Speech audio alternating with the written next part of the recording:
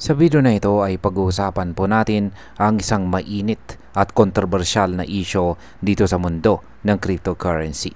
Isa pong conspiracy theory ang kumakalat ngayon sa X platform or dating Twitter na nagsasabing magkaalyado raw si Ripple at saka si BlackRock para magtayo ng isang global financial system gamit sa XRP. At hindi lang yan, sinasabi rin ng teoryang ito na konektado daw ang XRP lawsuit sa planong ito. Pero teka lang, isa pong dating SEC lawyer na si Ginong Mark Fagel ang nagsabing walang basihan ang mga haka-haka na ito. Kaya ang tanong natin ngayon ay totoo nga ba ang koneksyon ni Ripple kay BlackRock? Ano po ang papel ng XRP lawsuit sa lahat ng ito? At paano po ito makakaapekto sa atin bilang mga Pinoy crypto enthusiast? Pero bago po tayo magpatuloy, ay pakibasa na lamang po muna ang disclaimer dito po sa ibaba ng ating screen. Yan. Umpisahan po muna natin sa teorya. Ayon po sa mga netizens sa X platform, may malalim na ugnayan daw sina Ripple at BlackRock. Sinasabi po ng ilan na nagtutulungan ang dalawang kumpanyang ito sa pagbuo ng isang tokenized financial system. At ang ginagamit daw na backbone ay ang XRP ledger. Kasama raw sa mga elementong konektado ang Aladdin system ni BlackRock, ang tokenized US Treasuries at ang digital identity systems. Lahat ay possible raw na mag-operate sa XRPL or XRP ledger. Dagdag pa sa mga conspiracy believers, ang XRP lawsuit daw ay bahagi ng plano para linisin ang legalidad ng XRP. Isang hakbang para magamit ito sa mas malawak na antas ng global financial system. Pero hindi po nagtagal, isa pong dating SEC lawyer na si Ginoong Mark Fagel ang pumalag sa usap-usapang ito. Ayon sa kanya ay wala pong sapat na ebidensya na konektado ang XRP lawsuit sa anumang plano o kasunduan sa pagitan ng Ripple at BlackRock. Binasag niya ang teorya at sinabi po niyang Ripple was sued under Trump or Clayton long before Gensler was appointed to the SEC.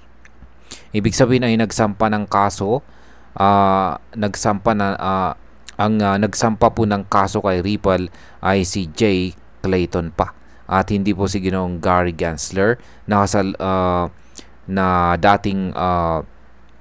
dating SEC chairman na pinalitan po ni Ginoong Paul Atkins.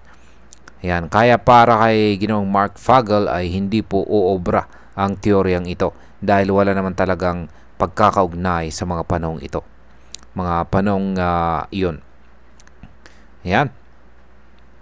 Ngayon ay may isa pang bahagi ng teorya na mas lalong nagpapainit ng issue. Nabanggit kasi ng mga partnership ni Ripple kay On The Finance, isa pong kumpanyang gumagamit ng XRP ledger para i-tokenize ang US Treasuries. Ang Ondo ay gumagamit ng BlackRock Treasury Fund bilang backing asset.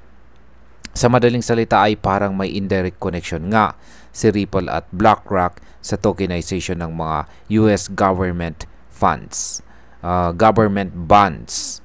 Isang hakbang na nagpapakita na posibleng nagtutugma ang kanilang mga layunin. May dagdag pa na detalye ang mga crypto sleuths online saan ay may ETF si BlackRock na tinatawag na XDNA. XDNA. Isa po itong fund na nakatutok sa genomics at health tech. Sa kabilang banda may isang project sa XRP ledger na tinatawag ding XDNA. At ito naman ay tumatalakay sa digital identity at saka decentralization data. Ang pagkakapareho po ng ticker symbol ay nagpapataas ng kilay. Coincidence lang ba ito o may malalim na dahilan? Lalo pat ang XRP Ledger ay kilala sa suporta nito sa mga decentralized identity credentials at sovereign data layers, kung saan ay isang aspeto na priority rin ni BlackRock ayon kay CEO Larry Fink. Ngayon ay kapansin-pansin din na parehong may roadmap sina Ripple at BlackRock na nakatuon sa tokenization ng real estate, commodities, CBDCs, carbon credits at saka treasury assets. Maging ang paggamit po nila ng ISO 222 messaging standard ay nagpapakita ng posibilidad ng interoperability ng kanilang mga system.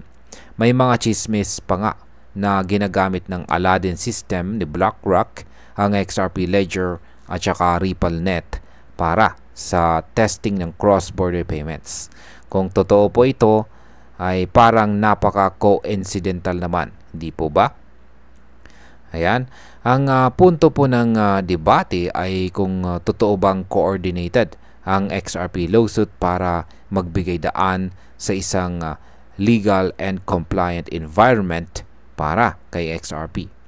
Para po sa mga naniniwala sa teorya, sinasadyang dinimanda si Ripple para makakuha ng legal clarity sa Amerika. Pagkatapos nito, saka sila pumasok sa mga mas malalaking deal kasama si BlackRock. Ngunit para kay Ginong Mark Fagel, wala namang ganitong strategy. Ayon sa kanya, kung may coordination man, dapat si Ginoong Gensler ang nagsampa ng kaso. Pero hindi. Ang nagsimula ng laban ay si Ginoong Clayton noong panahon pa ni Pangulong Trump. Kaya nawawala raw sa hulog ang argument ng mga conspiracy theorists.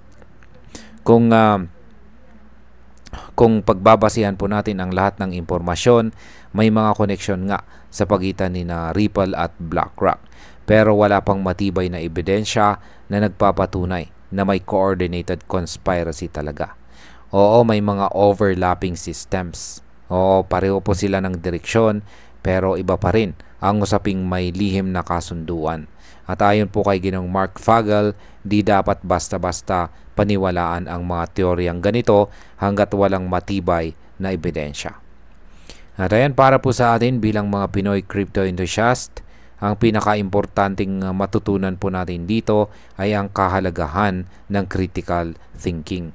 Hindi lahat ng trending sa social media ay totoo. Maraming conspiracy theories ang lumalabas kapag may mga malalaking galaw sa market, lalo na kung kasangkot ang malalaking pangalan tulad ni Ripple at BlackRock. Pero tandaan po natin, ang tunay na tagumpay sa crypto ay nasa tamang pag-unawa, pagre-research at risk management.